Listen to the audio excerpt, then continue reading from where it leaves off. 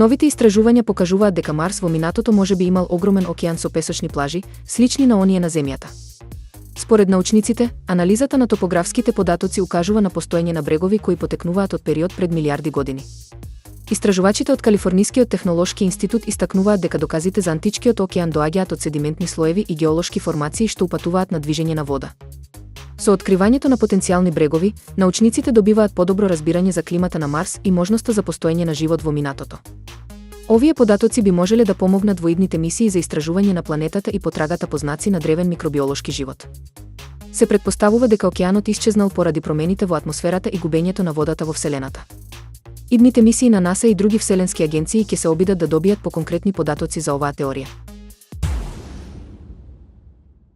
Технолошкиот гигант Apple објави дека ќе инвестира неверојатни $500 милиарди во нова фабрика во Тексас, што представува една од најголемите индустријски инвестиции во историјата на САД.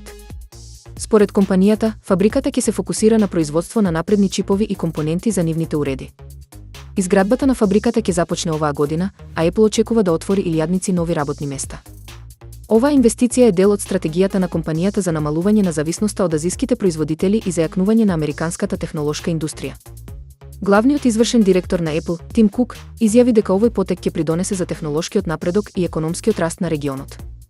Фабриката ќе користи најсовремени технологии и обновливи извори на енергија за одржливо производство.